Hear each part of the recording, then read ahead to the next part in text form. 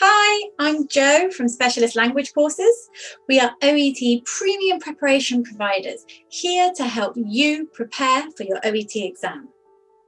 In this video, we're going to look at relative clauses and how we can use them in OET writing.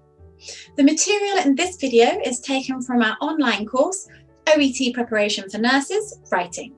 It's a MOOC recently released by SLC on the Udemy platform, and it's been specifically designed for nurses who want help with the OET writing test. So check out the link below. Okay, let's take a look at relative clauses. So, what do you know, first of all? Let's have a look at these sentences. So have a look at each pair of sentences and have a think about which one is better and why. So pause the video now.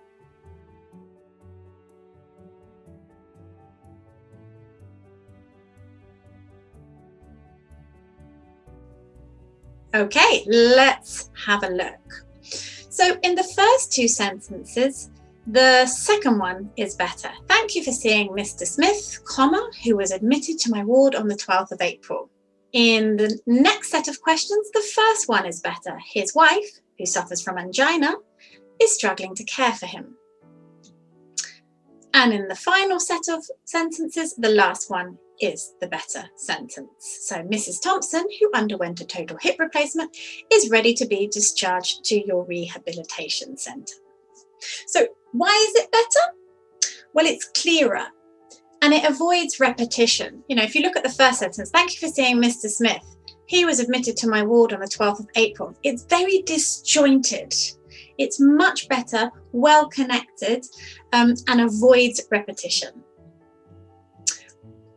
So when we use relative clauses, we usually use the relative pronouns who, which, where, and when.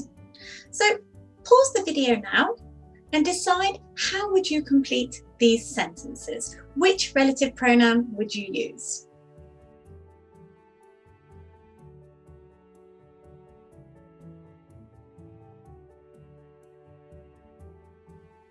Okay, let's take a look at the answers. So the first one, it's who. Mrs. Peters, who has suffered from type 2 diabetes for 10 years, has problems self-administering her medication. So the who references Mrs. Peters.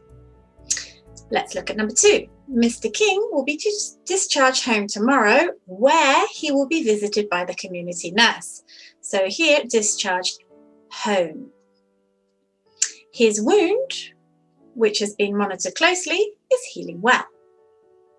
He is due for a follow-up appointment on the 12th of October, when he will be assessed for further treatment.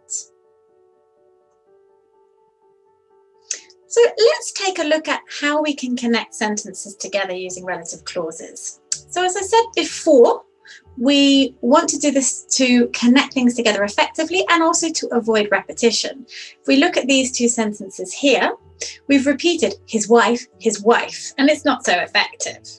So what we do is we replace his wife with the relative pronoun who, and then we can put that after the first mention of his wife, in between some commas. So the correct or the better phrase would be this: his wife, who suffers from angina, is struggling to care for him.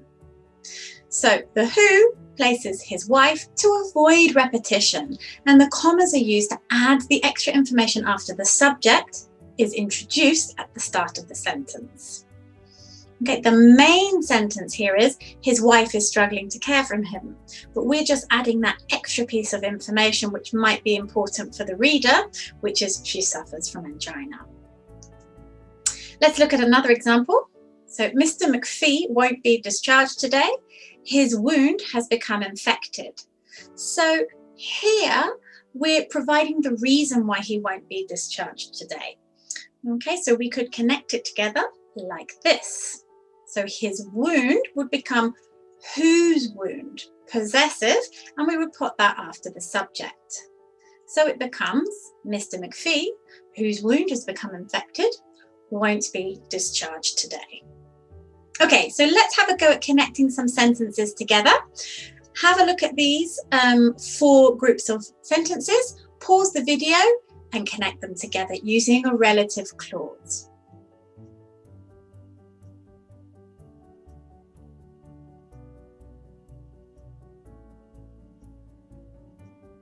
All right, let's take a look at some examples. So the first one could be like this. Mr. Mumba, who was admitted to hospital on the 11th of February with pneumonia, is now ready for discharge. It's a nice, well-connected, coherent sentence. Number 2, she was reviewed by the dietitian who gave her dietary advice. So the extra information here is the dietary advice. A follow-up appointment has been arranged for 2 weeks' time when she will have her staples removed. Ms. Flounders, who was admitted to the hospital on the 12th of April, had an emergency cesarean. So notice after the comma is when the extra information is added.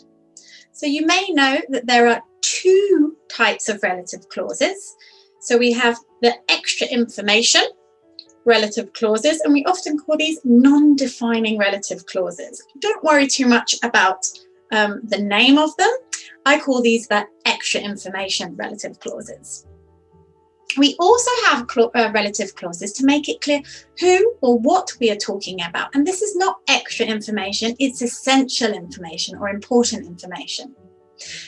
And these we call defining relative clauses. Let's have a look at some examples. So I have a couple of sentences here. In which sentence is there extra information? So a non-defining relative clause. And in which sentence do we have essential information? And therefore using a defining relative clause. So pause the video and have a think about that now.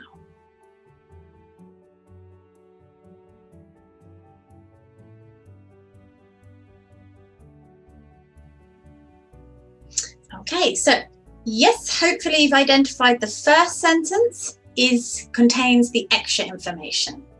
Yeah, so we've got the physiotherapist who reviewed Mr. Codd in hospital has provided him with an exercise plan. So the most important information is the providing of the plan. Yeah, the physiotherapist has provided him with an exercise plan.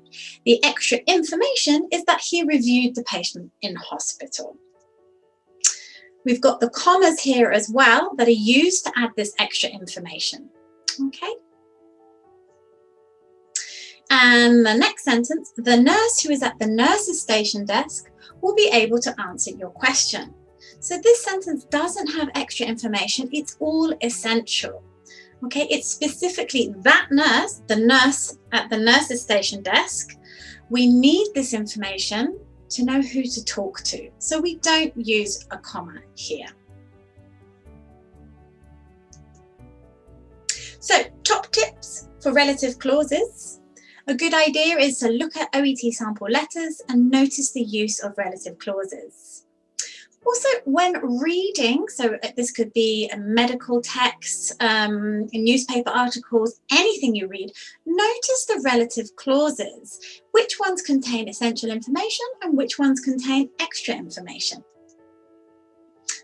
You can also link this to the speaking test, and when practicing explaining treatment and procedures, see how you can use relative clauses. So here's a couple of examples. So cholesterol is a substance which naturally occurs in the body. The medication, which should be taken with food, should be taken every 6 hours. Thanks for watching. If you want help with your OET writing, including relative clauses and much, much more, just click the link in the description box and enroll on our course. Don't forget to subscribe to our YouTube channel for more tips and strategies for OET success. See you next time. Bye.